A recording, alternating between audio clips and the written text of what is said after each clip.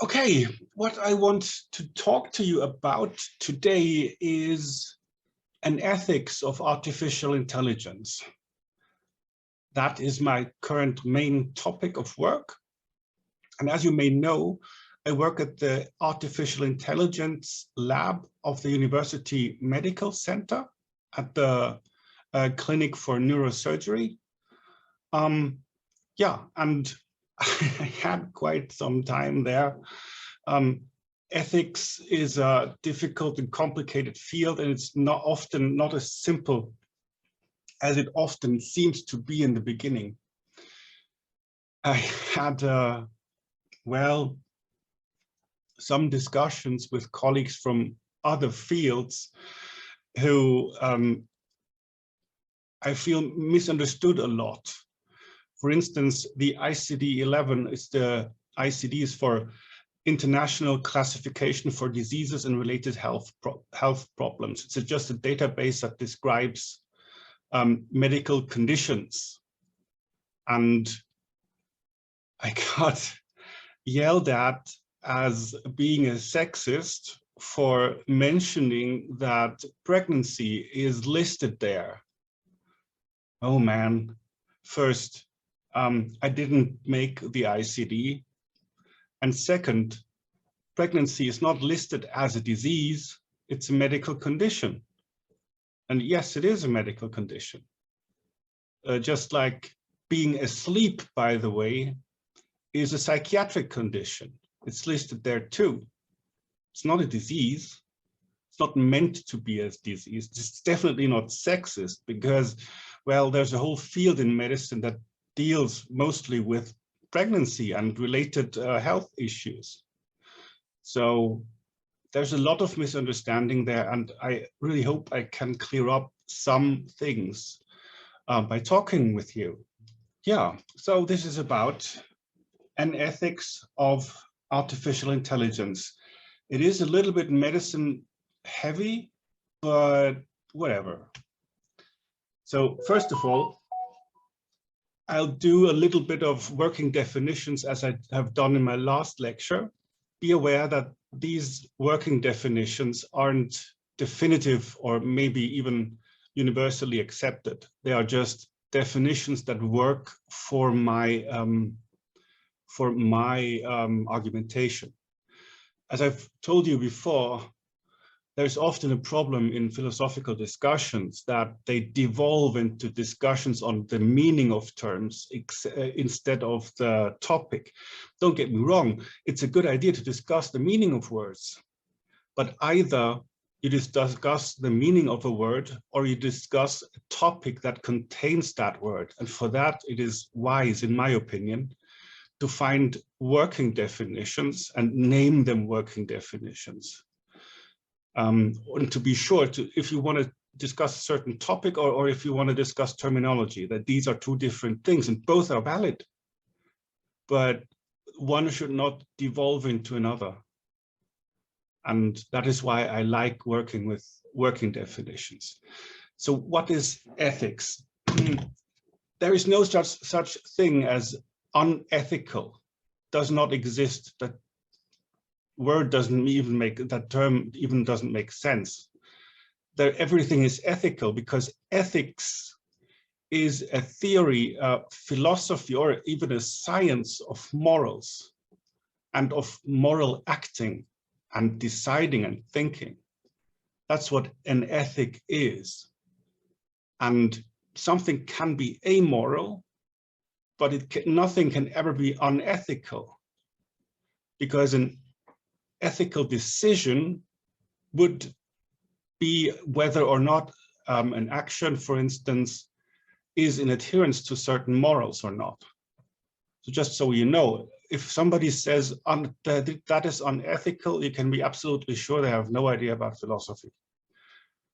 That's about ethics. So ethics, as I said, is the theory or the philosophy or the science even of morals and of moral acting and deciding and thinking. There are different flavors of ethics, a lot of them actually. And I cannot give you a full summary of all the different ethical positions and ethical schools even. But what I can do is show you some that I consider very interesting and helpful. First ethic style, let's say, is the utilitarianism. And the utilitarianism has a stronger form that is called consequentialism. And that essentially says the result is the only thing that's important. I'm exaggerating here. Not all utilitarians see it that way and that strictly. But utilitarianism would say that the result is important, and it doesn't matter how you get there as long as the result is good. Just like the old saying, all is well that ends well. And he lived about 340 to 270 before Christ. And the utilitarianism just focuses on maximizing happiness or minimizing suffering. That's one of the ideas. Another ethical framework, I would say, is the categorical imperative. You may have heard of Immanuel Kant and the categorical imperative that says essentially you should always act in a way that you could want this type of acting to become universal law. That means always behave in a way that everybody would want to behave that way. That is essentially, in a far too oversimplified way, what Immanuel Kant said. That's heavily oversimplified, but I encourage you to read more about Immanuel Kant, or maybe even his own text. It's one of the, well, of these texts is Die Kritik der reinen Vernunft. I don't know the English title. It's the criticism of pure reason, maybe, but you'll find it. You find Immanuel Kant, and I'm sure that whatever native language you speak, you'll find Kant in a translated version in your language. He's one of the most well-known philosophers, so you'll very likely find a translated version. One that I follow personally in some manner is cybernetics, Kybernetik, cybernetics. This term was coined by Heinz von Förster, a cognition scientist, who also suggested the term cybernetics, the modern day cybernetics term. And Norbert Wiener, his name sounds German, but he was from the United States. He is said to have shed a tear of joy when Heinz von Förster suggested to call the new science that they were starting cybernetics. It was during the Josiah Macy conferences in, I think, 1949, when they invited neurologists, philosophers, physicists, and computer scientists, and all those people to create a new science that was about the dynamics of systems and feedbacks. And that was later, well, from his suggestion, called cybernetics. And my first academic path, my first degree was in cybernetic engineering. So that's my home turf, so to speak.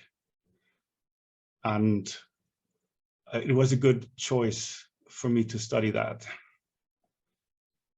Yeah, and the ethical aspect of cybernetics goes back to Heinz von Förster, and he called it a second-degree cybernetics. And that means an ethics should be the observation of on one's own observation. That means you don't only look at yourself, but you also look at how you look at yourself. So you analyze not only your moral position, but how you see your analysis of moral position. So it's essentially the categorical imperative advanced to the next level. At least that's how I see it. And I studied Heinz von Förster quite extensively when I worked on my PhD thesis. It's always a good idea to take a look at him if you want to know more about Heinz von Förster. So that was Heinz von Förster. What's next? Yeah, we have a problem which we had at last week's lecture, lecture 2, that what's intelligence? We're talking about the ethics of artificial intelligence. And as you may know from my previous talks, that we don't really have a universally accepted definition for terms like cognition and intelligence and knowledge and wisdom. That's a little bit of a problem. So I suggest the working definition that intelligence is the ability to react without prior programming to unforeseen events and develop strategies to adequately, well, deal with these events. The degree of adequacy would be also an indicator for the degree of intelligence. That definition works for technological artificial intelligence. I'm not as totally sure if it works for human intelligence, as we really don't know what human intelligence is, because they're highly intelligent people who are unable to do basic calculations. And there are people who can multiply huge numbers in their head, but have little understanding in other fields. So since the human mind is still a vastly unexplored field, finding an adequate definition for intelligence becomes increasingly difficult. But this is my working definition. I will absolutely forgive you if you see it differently. That's fine, that's okay. And yeah, you can and should think about that, about what intelligence really means. And it's possible that you get to different conclusions which are equally valid than mine, or even better than mine. That's very possible. So I'm not your boss here. I'm offering an idea and you may take it or not. It's perfectly fine. So now, what's artificial? Artificial comes from art. Yes. And as you know, as we have talked about earlier, art and technology originally was essentially the same thing. And what's art? Oof, that's difficult. And just to give you a little recap, I would say art, or I relate my definition for artworks on Max Benz's artwork idea, or what an artwork is. And Max Benz said that an artwork is a set of symbols that have been organized and are being communicated.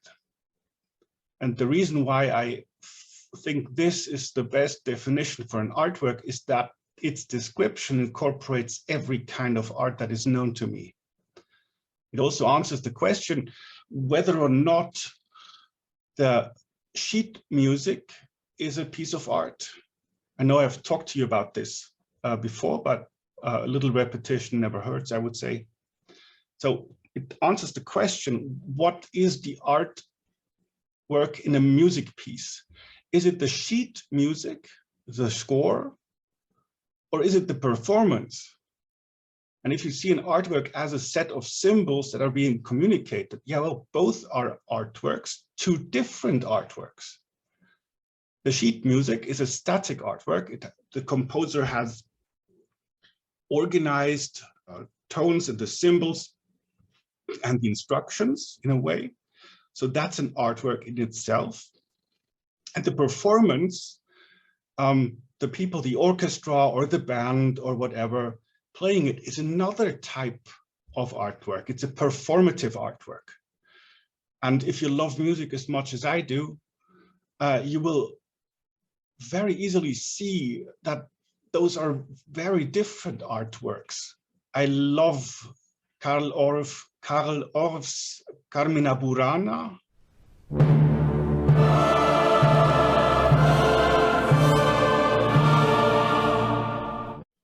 It's a very nice and very beautiful piece of old German folk songs.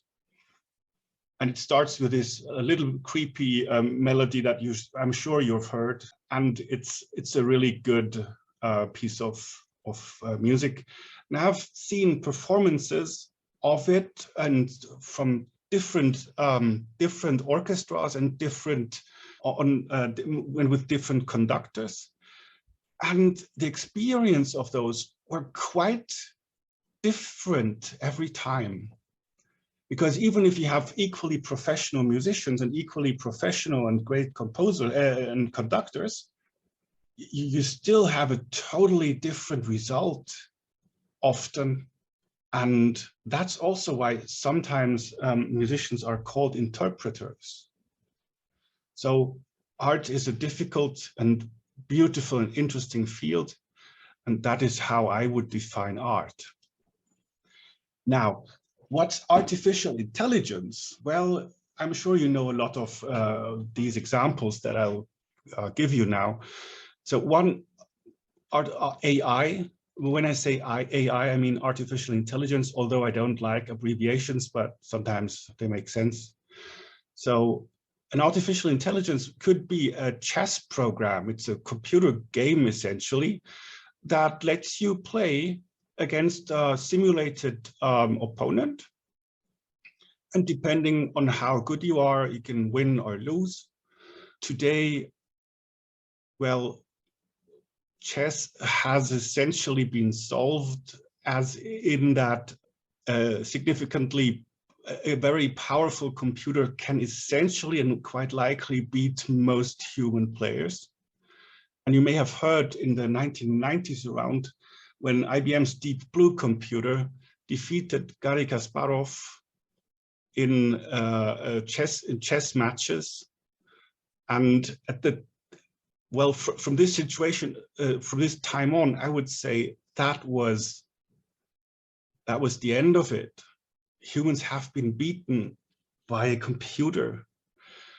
But I see it a little bit differently. I would say this proves, in my opinion, that chess has nothing to do with intelligence, because a chess computer or a chess AI essentially is a glorified, searching machine and analysis machine. It has no creativity as far as I can tell. And it's still better than the best humans, which is insane because a computer has no intelligence. Well, maybe in the sense of our current working definition, yeah, but a computer only does play chess. It only does play chess if it is being told to play chess. What if you had the question? I would propose a way to beat these chess machines in a more fair way. Oh yes, please propose your. Yeah, yeah. I know about the story when the IBM computer beat Garry Kasparov, but I think, I don't know, but for example, the computer has a lot of memory and it a lot of times stores the different positions beforehand, but also during the game they are able to store all these positions and check them around, whereas a human player has to store everything in our own mind. So, but probably if we will have like like a chance to write on a piece of paper like a tree, like the computer does, and at the same time I'm playing, watching this tree and watching all the different options, probably I think a human would beat the computer, because at that point we are handicapped, that we have to trust in our own memory, and we don't have a chance like to store the information like a computer, right? Mm-hmm.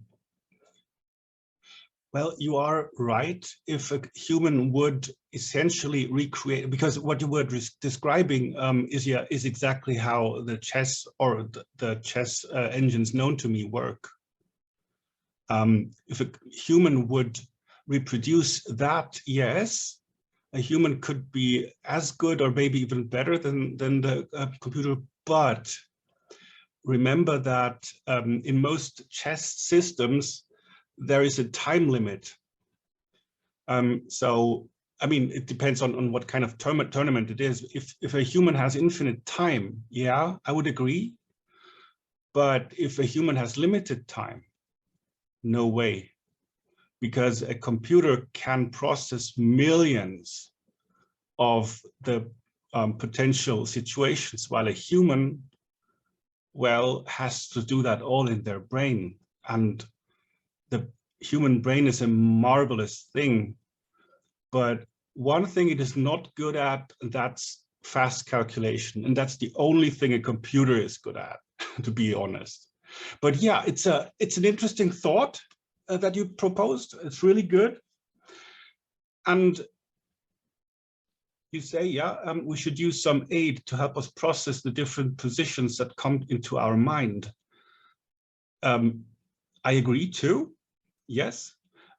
What I would do in that case, I would rather write my own chess AI and then let my AI play against the computer's AI. That's how I solve most of my gaming problems. I just write an AI that solves it for me, and so I don't have to do it.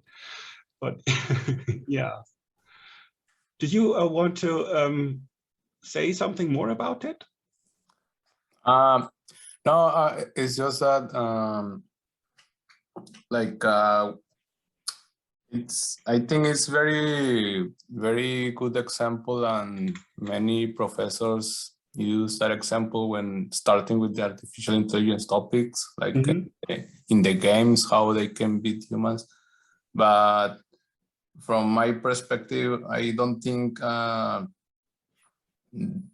like you say, they are like intelligence, the machines, because so sometimes I watch like tournaments on internet, chess tournaments, and sometimes the commentators in the games, they find chess positions during the game that the computers don't find. From this perspective, and the very powerful computers are not making a real use of intelligence. They are basically just looking through a tree, opening all the different combinations and the different branches, but at some point it's not really even close to the way we think, right? Well, you are right. You're absolutely right. You get no rebuttal here from me. You're correct that the human thinking is different than the computer. Absolutely. What I can say from my own experience, I really am terrible at chess. I'm really terrible. I mean, I know the rules, I know how to play, but I'm at most beginner level. And yeah, I'm terrible, but still I can do things that no computer could do. I could think of ideas and whatever that no computer could have. I fully agree with you, but you may know also about AlphaGo. That was a program or a system by Google that learned automatically. Yeah, you know about it. Excellent. So AlphaGo is a system invented or created by Google And that is an artificial intelligence that plays Go. By the way, I forgot about chess. The AI in a chess program is something I would rather call simulated intelligence. Well, it pretends to be intelligent. But in fact, as you pointed out, it really is a tree search with a little bit of pruning and whatnot. It's a tree search, but it just acts as if it were intelligent. But AlphaGo is a different story, because Go is a game that was, I think, invented originally in what is now known as China, but it's also very popular in Japan and other places in Asia now, even in, I mean, not even, but now also in Europe and everywhere else. It has much more simpler rules than chess, but it's way more complex. And while in chess you have only quite a limited number of potential, or comparatively limited number of potential next gaming situations, there is a vastly bigger number of potential next game situations in Go. And it was, for a long time, it was doubted that a computer could ever reach grandmaster level in Go. But that was disproven not so long ago. I don't remember when it was, but not so long ago, AlphaGo beat the currently best Go player in the world. What was his name again?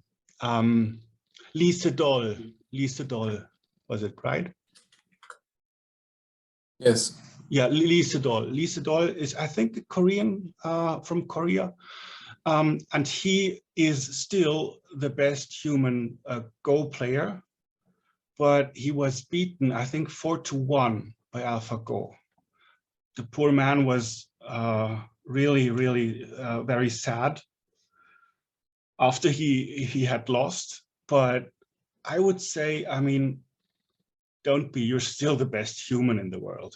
I mean, yeah. And that's something I find rather interesting, because what they did was just let the AI play against itself for, okay, you said from YouTube, DeepMind's program AlphaGo defeated Lee Sedol, 9-dan pro, the top Go player of the past decade, in the first match in Seoul on 9th March 2016. Yes, match commentary by Michael Redmond, 9-dan pro, and Chris Garlock. Indeed, yes. And I find it interesting that it was possible to make a software that could do something that is usually associated with intuition so much. It's really, really interesting. And also, DeepMind also created the program Alpha Star, which was a game that plays the video game, which was a program that plays the video game called StarCraft 2, which I'm a big fan of. I love it. I played the campaign through 3 times of all three factions. It's a really cool game, and it's a really complex game and a difficult game. And Alpha Star also beat one of the best professional StarCraft 2 players. And I think that's quite an achievement. It's really, really not easy to make an AI like that. So that's pretty cool. So yeah, but I want to continue a little bit. But yeah, thank you for your comments. By the way, everybody else is also allowed and very welcome to comment. Let me know if you want to give me your thoughts on these things. You can always interrupt me. I'm not offended by that. Okay, yeah. What's artificial intelligence 2? It's so to speak a program that recognizes my face to unlock my computer, which also has been criticized because, of course, it could be used by security cameras to identify people. And there are people, even initiatives, that want to outlaw or restrict these kind of technologies for face recognition and potential surveillance. And this is an ethical question. And I would say, well, that's really difficult because, as I've showed in my course, robot design, it's really easy to do that yourself. You can just buy a webcam or any kind of camera and write a face recognition software yourself. It's not that hard. And it's really hard to ban something that you can do with components and things that are legal and easily available. And I think that would be a big problem, to try to outlaw artificial intelligence. I mean, to have a computer is legal. To write code is legal. The development environments are legal. And well, digital cameras are legal. So how would you prohibit somebody doing that at their home desktop PC? So you cannot outlaw something that, I mean, you can outlaw it, but how really would you stop people from doing that? It's not really hard. It's actually pretty easy if you have some basic knowledge in computer science. Yeah. So anyway, what's also artificial intelligence? Software programs, for instance, to detect skin cancer, or if you have something unusual on your skin, to look at it and classify it, and potentially well, assist in diagnosis. It's not been, as far as I know, it's not been attempted to replace real doctors and nurses and medical professionals, no.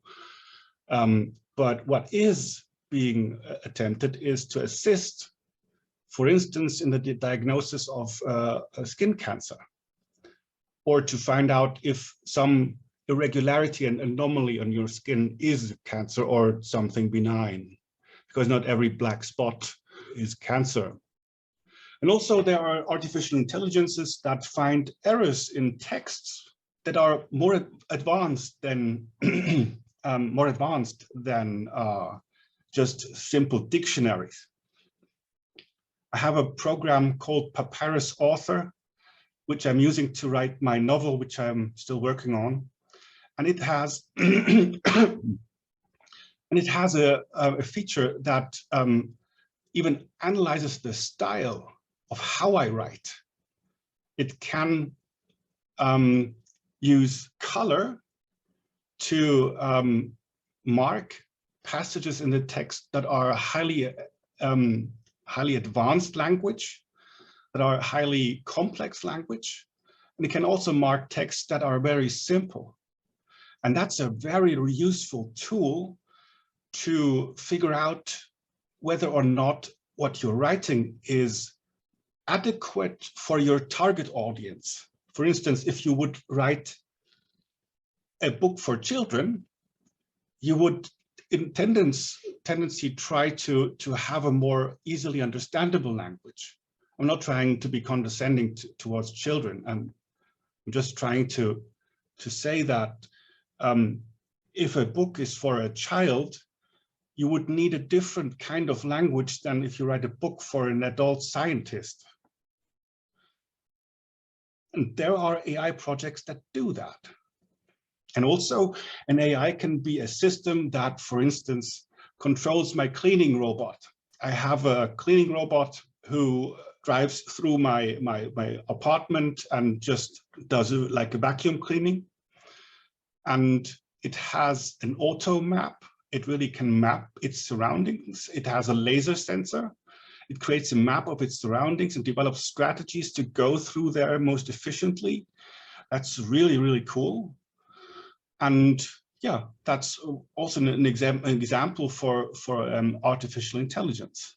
And another one, obviously, is sort of in the same field here. It would be a computer which controls an autonomous vehicle. through traffic. So those are just some examples. I mean, I'm aware that you will likely know about that, but just so you know, that is these are some examples. Next, I want to show you a little animation which I've made.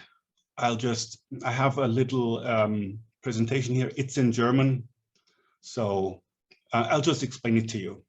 So the trolley problem is quite an old ethical mind game, I would say. It's a mental experiment. And it goes like that. There's several variations of that. I just show you the variation I know of. So the trolley problem. Trolley is, in this case, a part of a train. And let's say there is a train on a track. And the last trolley, the last car, gets loose and is no longer connected to the rest of the car. So it moves back and it moves towards a group of people here on the top right, a group of people that are somehow bound to the tracks. They cannot get out on the in the right time. Let's show this animation. So, and the danger is, and so 5 people would get hurt or even killed. Now, you have the option to pull a lever, to pull a switch that would guide the trolley away from the 5 people, but would make it go towards one person who is also stuck on the tracks of the other direction, in the other direction. Let's see the animation.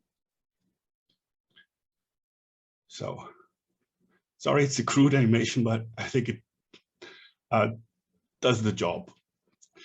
So, what's the deal here? The question is, what would you do?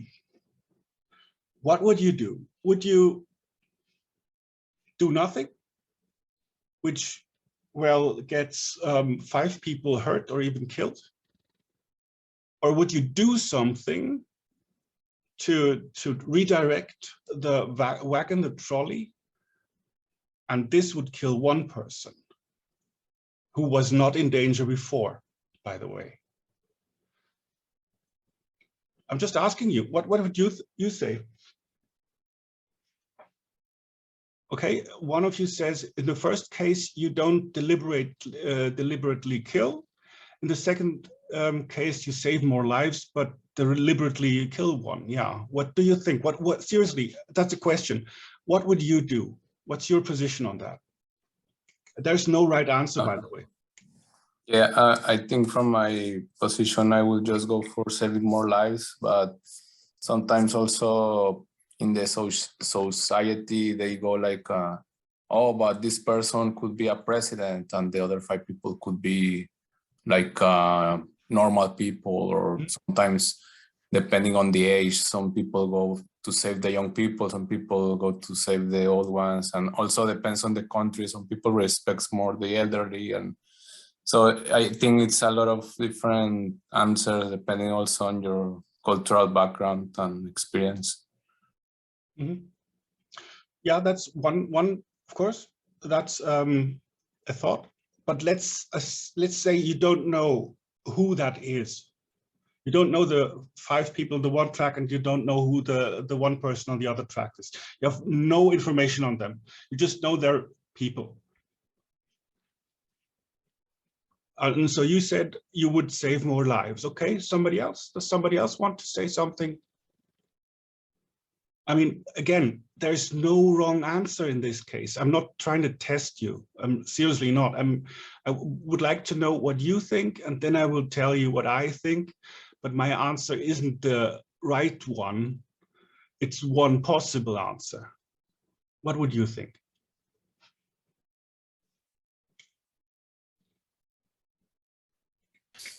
Do we only have these 2 options? Yeah, you only have these 2 options. You can either flip the switch or not, or decide not to flip the switch. Okay, then I will take the second answer for saving more lives. Okay. Yeah, again, this is not the right or the wrong answer. This is your position and it's just as good as mine. Somebody else? Are you really so shy? But anyway, you don't have to answer. It's not, this is not a test. I would not flip the switch. I would not do anything. I have, of course, a reason for that. And again, I'm not saying mine is the right one. I'm saying I would not flip the switch for one reason. Well, now, first of all, inaction is an action, is an active action. And my doctorate mentor, the great philosopher Barton Brock, for instance, said that beyond many other very wise things, he said that inaction is just as much as an action, and say, compare it, for instance, with addiction. Here, addiction. If you're addicted to something, you know that not doing something can be really hard. If you're addicted, in my case, to nicotine, it's very hard not to do nicotine. And this is why not doing something is an action. I would not flip the switch because, yes, more lives would be lost. That's true. But if that were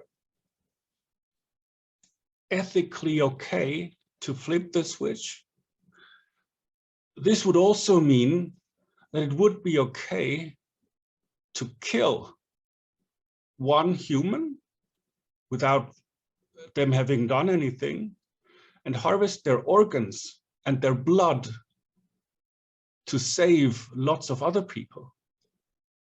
That would imply that it would be okay to just kill anybody who is healthy, take all of their blood to save several lives, take both of their kidneys, take their liver, take their lungs, take their hearts, take their bone marrow, to save a lot of other people who are equally innocent.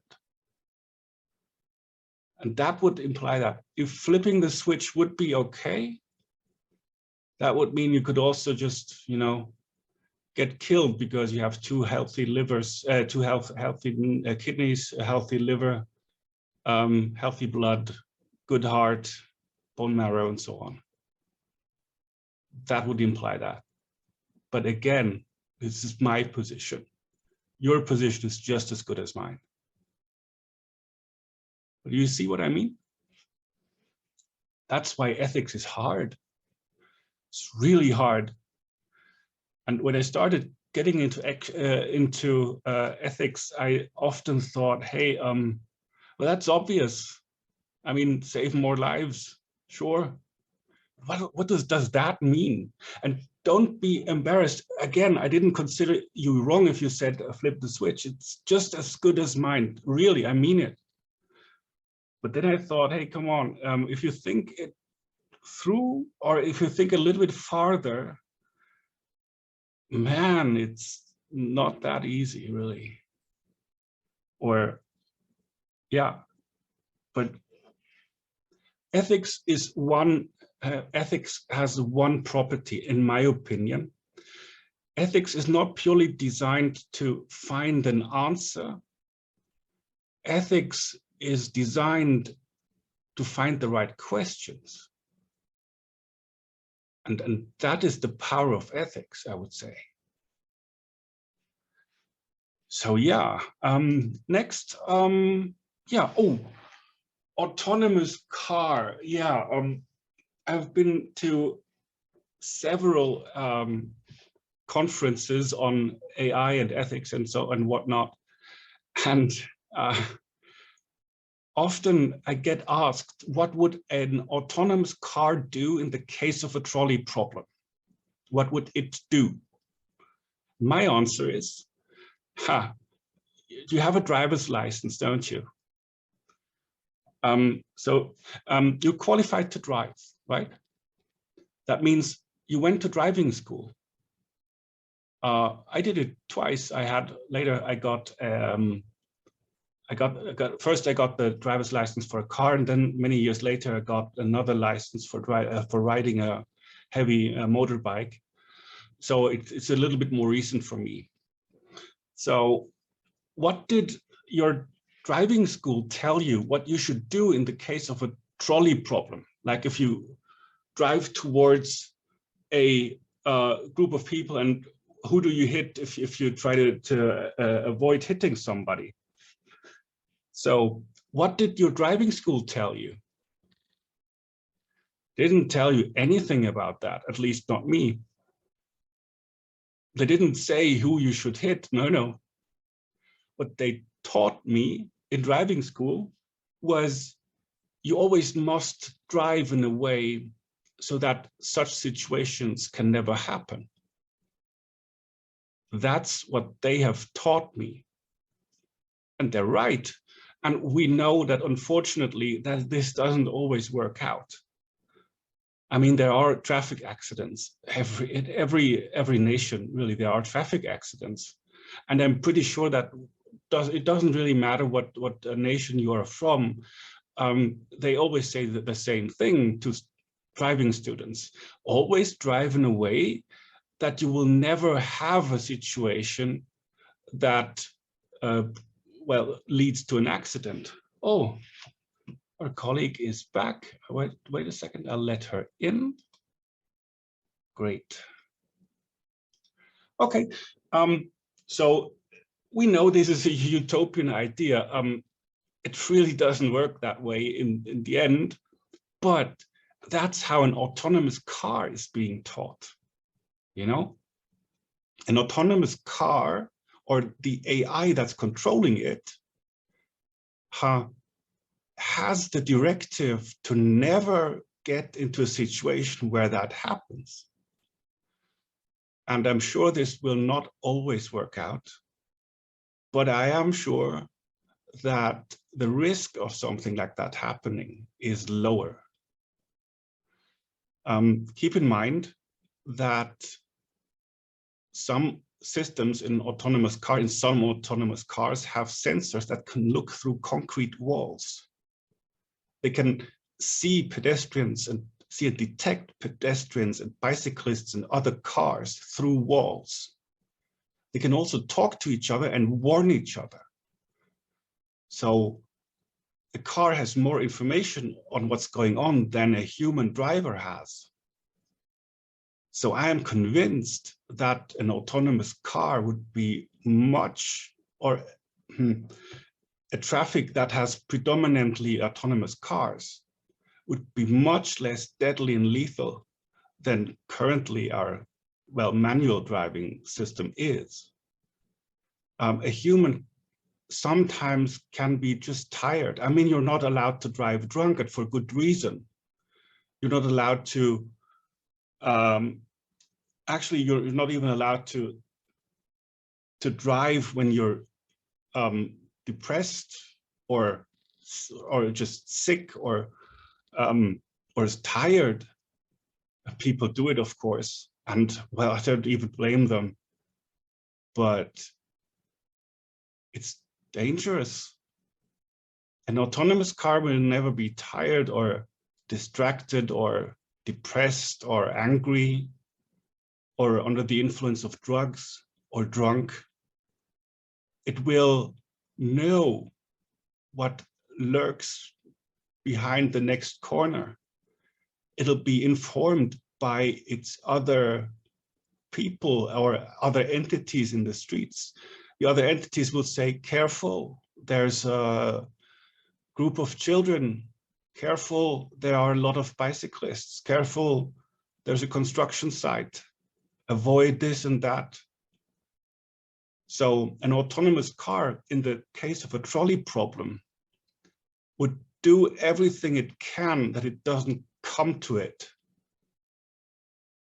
And what happens if it still does is something I'll discuss next. Those who've been in the extra session, and I was really happy that so many of you came to the extra session, but those who have been to the extra session know a little bit on how the NEAT algorithm works. And I have told you a little bit on how it, how it is applied and how it works. And I don't think that the Googles and the Teslas and all those companies that develop autonomous cars just use the NEAT algorithm. They certainly have more advanced techniques, and they don't disclose what exactly they use because, I mean, it's their company's secret, so I can only speculate. But I'm rather sure that they have algorithms and systems that are at least functionally related to the NEAT algorithm. So what happens in the NEAT algorithm?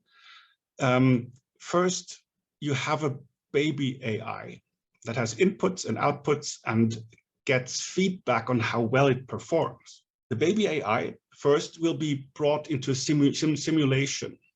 It doesn't know how to interact with the world. It just gets points for doing good and demerits for doing bad. And of course, the goal is to get as many positive points as possible. That's what the baby AI wants. Now, they create a whole population of baby AIs, which have some small differences between each other called mutations. And they will be brought into the simulation. And those who do best, say the top 10 or top 3 or the one best, is being replicated, and the replicants will be mutated slightly, and then they will be put in the simulation again, and then they get points and so on and so forth, until in the end you have an AI that behaves optimally. Because, and that's how you train this kind of AI, or that's the best method that I'm aware of, you will get positive points for going quickly, but slower than the allowed speed. You get positive points for adhering to the speed limit, but being close to it because you want to go somewhere in a reasonable amount of time. But you get a lot of negative points if you crash into another car. The AI will get more negative points if it collides, for instance, with an animal, and even more if it collides with a human. And of course, breaking a rule in the traffic will certainly also give you negative points. Makes sense in my opinion. So reaching the goal, reaching the target destination, of course, gives you a lot of positive points. So I'll show you a little bit of a video. Minus point.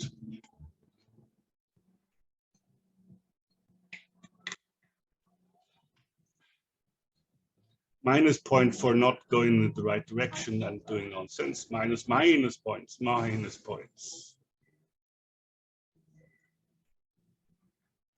Endangering pedestrians, minus points. Again, minus points.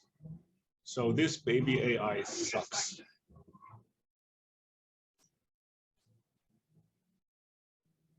Anyway, the problem is that my image recognition technique in this case isn't very good, so it was really hard to do that. So that gives you a lot of minus points, right? This AI likely will get discarded. Now, after some training sessions, it looks more like this.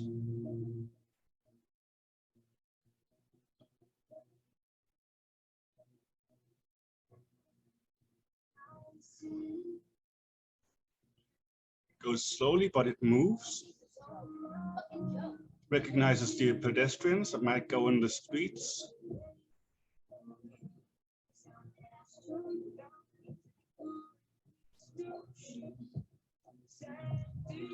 Little minus points, but still quite okay.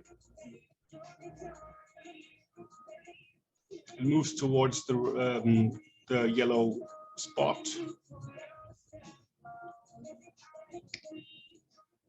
Anticipates that the pedestrian on the right would likely go to the street, on the street. Minus points for driving, a little bit weird, but still very good. So yeah, that's how it works. Oh yeah, okay. I have one comment. I think lately is very popular to talk about autonomous cars, and a lot of people are doing effort in creating, for example, best image recognition and training.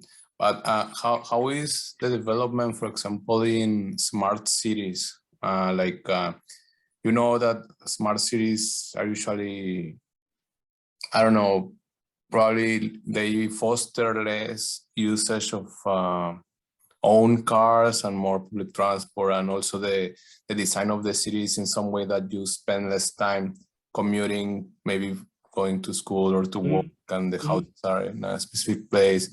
I don't know if there is some also research from the artificial intelligence in so they can create their own smart cities or something. Yeah, there are several projects. I don't have references for you right now, but I've learned on many conferences that there are these systems that are city architects who use simulations and artificial intelligence to design cities, and especially the traffic connections. They use a lot of swarm theory, like swarm behavior. If you look at how a group of people moves, it has properties of swarms. People stay near each other but not touch each other and go around each other and so on. So they use a lot of swarm theory. They also do a lot of simulations. They have so optimization simulations by just running the simulation with different parameters, different distances, different connections, thousands of times, and evaluating the efficiency. So yes, they do that. They, but it's not really my field. Otherwise I could give you directly a reference, but look it up. You'll find a lot on that. Also, what they do is they do the same thing for the design of public buildings.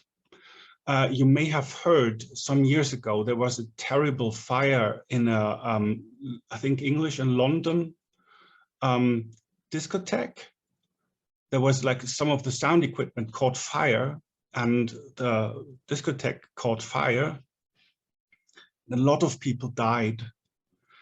And that was because the layout of the building was designed so poorly that not everybody could get out, and some people got hurt and even killed by everybody trying to flee. And the scientist who lectured about that said that if everybody would have stayed calm and just calmly went out, nobody would have even got hurt. But also the design of the house, of the building, was made so poorly that you had choke points, you know, towards the exit, choke points. And if everybody tries to go through it at the same time, nobody really gets through. And that is part of the problem. And what we have done, even some years ago, some students did a simulation on that. They simulated the layout of buildings and started a virtual fire. And the people were, of course, moving away from the fire and wanted to get out. And that student did a really good simulation on that and found an optimal design for a building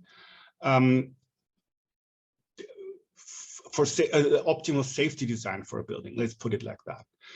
This is a huge field and a very, very interesting field. I can only suggest and encourage you to check that out, but it's not my expertise. Okay, then here's one thing that's a little bit of a difficult topic. I've hinted on that topic before, and it's really something that's important to me and that is often very hurtful to me, to be honest. And that's the topic of so-called racist algorithms. You have met me a little bit, and maybe you know a little bit of who I am. I wouldn't say that I'm a racist at all. I mean, I've visited so many places on Earth. I've been to India, to China, to Taiwan, to Japan, Malaysia, Vietnam. I've been to the United States, to Canada. I've been all over Europe. I've met people from everywhere. And I love that. I love meeting people from all different cultures. I love finding out on how they see the world and how they feel and learn a little bit of their language. I love traveling, and I find it is a great time we live in, that we can meet human beings from everywhere and find out how we are all human, how we are all the same. And also in some aspects, how we are also a little bit different. We have different ideas, different traditions, different worldviews. And I've taught in international study programs for like 9 years. And if I were a racist, I wouldn't have lasted long there. So I'm not. And there are these groups that talk about racist algorithms, which is, in my opinion, a ridiculous term in itself, because an algorithm has no agenda. An algorithm just does things. And also, use the term algorithm for artificial neural networks and artificial intelligences is not a good use of the term. I would say calling an AI an algorithm is like calling a human being an organism. Well, it's technically true, but it doesn't do the whole topic justice. So let me talk about this a little bit. And one of the problems I see in these discussions, of which I had plenty, is that those persons who talk about, who call some algorithms racist are, well, they don't know how those algorithms work, obviously. And let me first quote where it all started, as far as I can tell. In the 1990s, the first face detection systems existed that could work on regular PCs rather than huge, large-scale computers. So, and they had these first systems and did a lot of object detection and face detection and whatnot. And the problem was that at the time, people with dark skin tended to sometimes be identified as apes. And I understand if a person is offended because of that. I understand.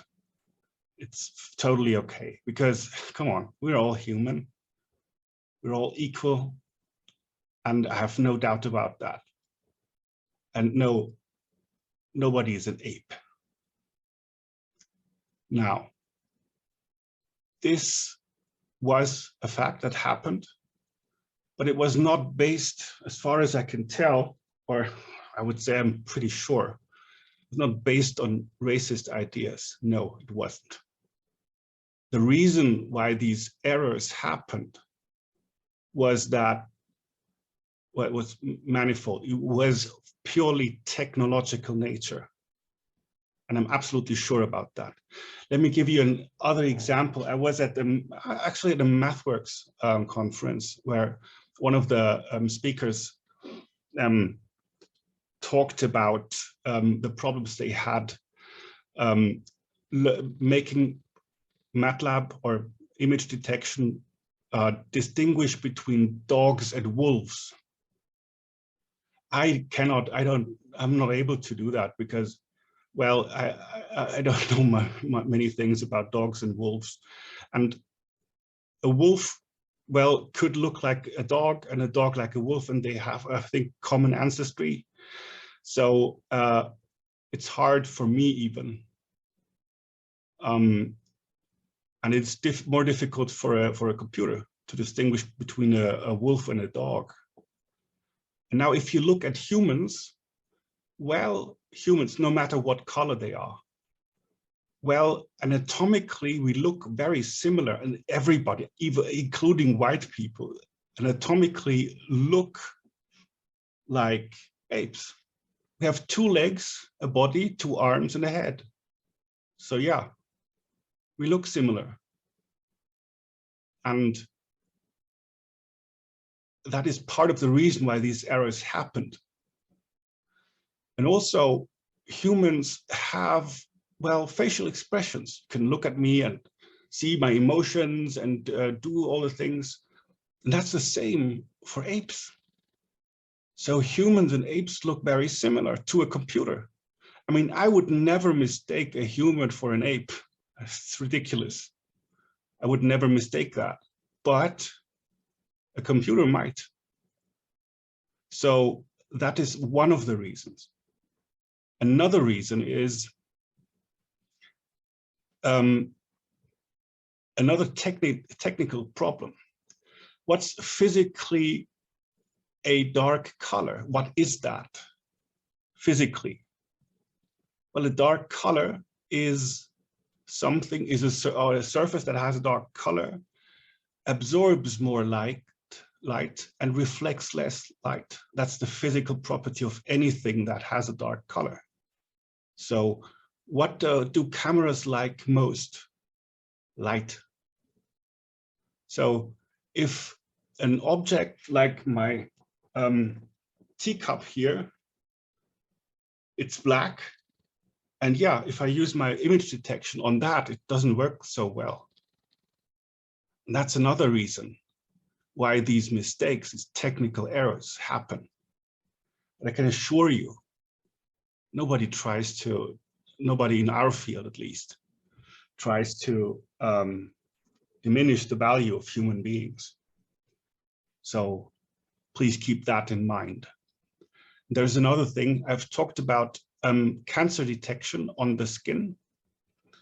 And yes, these cancer detection systems work less well if a person's natural color is darker, because the contrast between the potentially cancerous or benign growth and the healthy skin, it is just not as pronounced. And that is why those image detection algorithms sometimes are less reliable. I've heard a talk of Neil deGrasse Tyson. You may be aware of him. Neil deGrasse Tyson is a very famous and great astrophysicist, and I love watching his shows. It's really interesting, and I learned a lot from watching his lectures and his ideas and these things, and I really appreciate his work. But in one talk, he said something that was really weird, and I heavily disapproved of that. Had I not known who Neil deGrasse Tyson is, I would have thought this man has no idea about physics. Because he said, I'm not sure if he was joking or just making a stupid joke or if he really meant that. He said that these systems, you know, in public restrooms that start the faucet if you hold your hand close to it, that they were racist because they didn't work with him. And my answer for that is, well, twofold. First of all, man, you're a physicist. You should know better. You of all people should know better. And the other thing is, these sensors that do the faucets and control the faucets, you know what they are? They are technologically, I would say, the same as electronic printers. They never work. They never work. They don't work with me. They don't work with anybody. They never work. I hate printers. I really hate them. And they never work. We will have a research station on the moon and a permanent human colony on Mars long before we can make an electronic printer that works. And that's why they are technologically the same, those sensors. They never work. And yeah, how they supposedly work is they shine some infrared light and reflect and detect the reflection. And yes, as you know, the Neil deGrasse Tyson, he has an African-American father and a Puerto Rican mother. And he says, yeah, it doesn't work because it doesn't work with his skin tone. No, simply not correct. It's just not correct.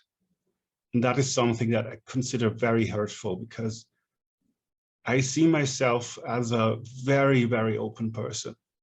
I love talking to people of all cultures, and then being called a racist for working in AI, that's hurtful. And coming from a person like Neil deGrasse Tyson, who really should know better, it's a terrible thing, I would say. Something else I want to show you in another conference. I had a colleague who said that these algorithms were racist because they wouldn't be trained with photos of people from all colors. This is demonstrably, provedly wrong. There's this website called ImageNet.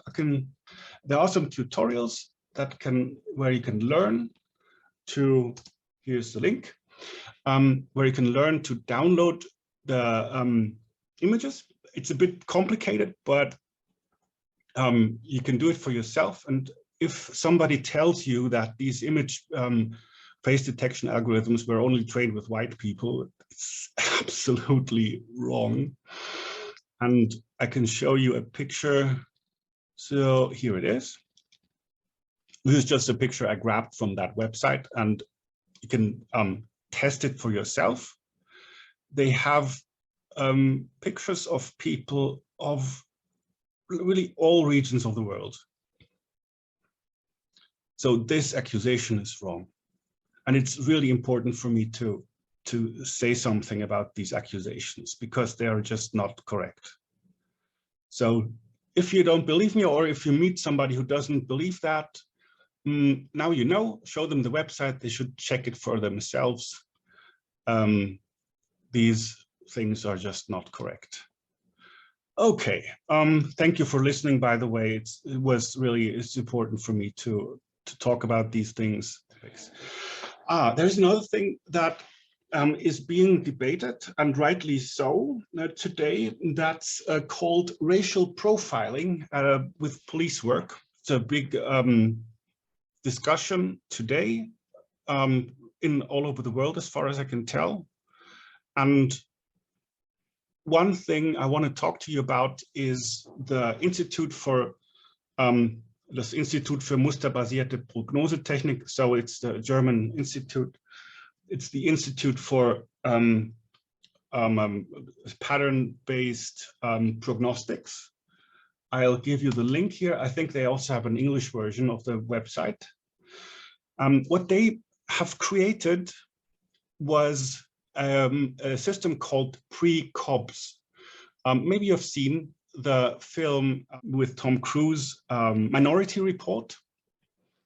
And in this film, there is a society, a future society, where they have a pre-crime unit. They have some humans who have a special gift. They can look into the future and see crimes before they happen. And they are called pre-cogs, like precognition. Those people can see severe crimes such as murder and other bad crimes. And before those crimes happen, the police arrests the people who will do the crimes and they get to jail. And that's, of course, an interesting idea for a film or for a story, because, I mean, you're going to get arrested for a crime that you will commit. And that sounds a little bit ridiculous, but well, it exists today in a different form.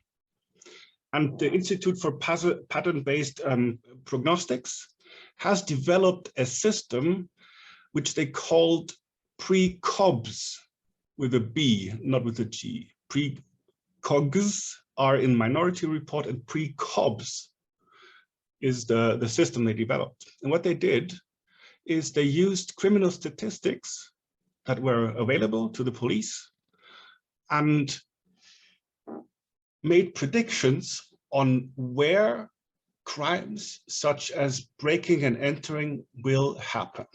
So they have statistics and they anticipate where the next breaking and entering event will likely happen. So this project was heavily criticized because a lot of people were worried that people become suspects without them ever having done anything. Because the data that was fed into this system was where people live, what age group they are, and just some personal statistics on them. And they were afraid that now we would make people being suspected for committing crimes or being on the verge of committing crimes, although they haven't done anything. And they were afraid that people would be suspects just because they belong to a certain group. And some were also afraid that people, say, who are immigrants might be suspected just because they're immigrants. And I understand these concerns, understand them. But it is worth it to look deeper into it and to see how it was used. Because to have a tool also requires, or to decide the danger or use of a tool also requires thinking about how it will be used. For instance, I have a very big knife in my kitchen, which I use to cook something nice for myself and some friends. So, I mean, it is a bit dangerous. If I cut myself, I'll get hurt, yeah. But, well, it's not a big concern, right? But this tool could be abused for more nefarious purposes, of course. And how it was used is interesting. They didn't make people suspects beforehand. They did not do that. And what they did instead, they didn't surveil or shadow or look for potential perpetrators. They did not do that. What they did was look for potential targets. And it was done in Stuttgart in 2016, by the way. What they did was not suspect people beforehand or based on their color or their whatever. No, what they did was predict where those crimes would potentially happen and just patrolled them with police cars more. That was all they did. They didn't arrest people. They just drove around with police cars more often in those regions. And you know what? The result was breaking and entering crimes have gone down like crazy. They were, I think, only 10% of what they were before they did that. And I think that's a useful thing, because I think a person who wants to break into a house and rob people would not like to do that if there are police cars around all the time. And that's how they use them. I think that is responsible. I think that is ethically acceptable. And I do recognize that this could be abused, misused, and in a bad way, I know. But if used properly, it's a great thing, I would say. And that is something I strongly suggest that everybody thinks about. So, ethically, what can we do? So AI is coming. It doesn't matter if we like it or not. It is coming. And as I said, if you want to abolish it or prohibit it or do whatever, you cannot, because you cannot tell me what I do at home on my computer. So I can't do it, and it's not even that hard. There are free systems you can download freely, which are essentially mathematics programs that do AI. And you can write your own. The literature is out there, and hopefully you have some insight, gain some insight into programming, so you can do it on your own or learn to do it on your own. AI is coming. There's no way to prevent it seriously. There's no way to do it. So what can we do? We can inform people. We can think about it. We can do what ethics does best. Ask the right questions and discuss them. That's why I always tell you, guys, what do you think? Do you want to discuss it? And you're free to do it. By the way, even after the end of this course, you are very welcome to contact me and have a discussion with me on those topics. Just give me a call, really. So what can we do? We have to think about it. We have to think about it now. And it's not a good idea to consider AI as like the cure-all, the solution of all of our problems, because it isn't. Do you think AI will at some point take charge in politics? That's a really good question.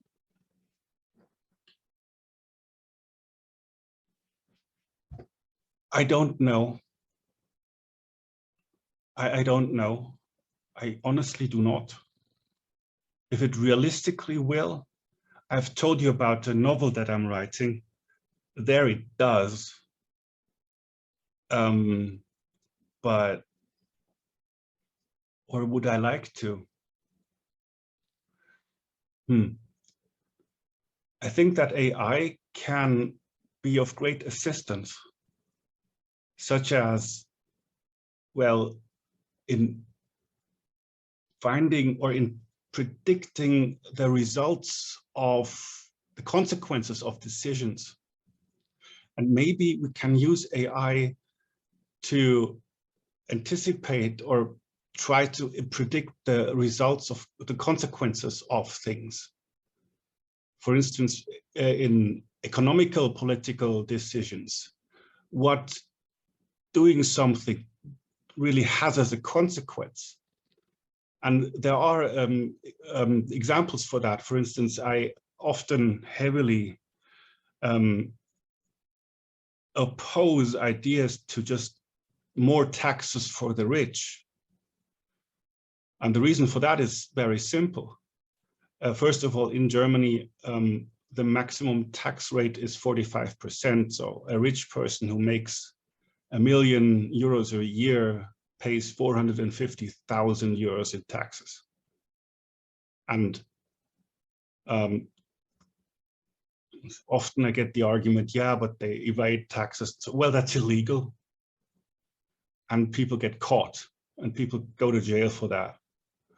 And yeah, there are some tricks you can do, but in the end, wealthy people pay a huge part of the taxes. But what happens if you do what was proposed in France some years ago, that they wanted to have taxes up to 70% on rich people. What happens then definitely is they move their assets. They simply move their assets out of the way, out of the country, to a place where there's not such an insane amount of taxes. That's what will happen. They go to Switzerland, for instance, or to other places. And since, like in Germany, we also have now negative interest. That means if you have a lot of money, you pay for having a lot of money. And that's why I know for sure that a lot of rich people just move all their money out of Germany now. And that's the consequence. That's definitely what happens. It doesn't matter if somebody believes it or not. And the presence of wealth is good for people. There's one thing that a lot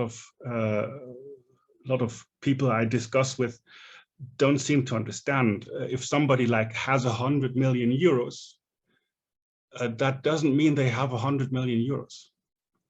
If a person, say, is the sole owner of a company that's worth 100 million euros, that means they nominally have 100 million euros. And then a lot of colleagues of me who discuss with me say, yeah, but just take 50 million from them, they'll still be rich, and we could use the 50 million for something else. Foolish idea is because that made up rich person who has a company worth 100 million euros would have to sell half of their company to pay for those taxes. That's just the end of it. That's the result of it. In the end, the rich person is still rich, but a lot of people get a lot poorer because they likely lose their jobs. And that's a consequence that I know to happen. And I know that this overtaxing of the rich is a foolish idea. So your question was, if AI at some point takes charge in politics, I would say AI is very good at anticipating such effects. If you take more from the rich, you make the poor poorer. That's definitely what happens. I mean, I studied business administration. I know that. That's simply a fact. And I think an AI system would be very good at supporting decisions like that, because the AI could figure out these consequences easier. Because it's very hard for humans to understand. It's very hard for people who have no idea about economy to understand. The naive thinking is, somebody has a lot of money, just take some of them and give it to the poor. Okay. But the consequences of doing that could be dire. And AI certainly has a way, or could have a potential way, to assist, to see what happens if you do that. Just another example. I know of several of those secret organizations of people who have a lot of money, such as the Lions Club and the Rotaries, and know several of them. And every year they give tens of millions just away for people to help them to,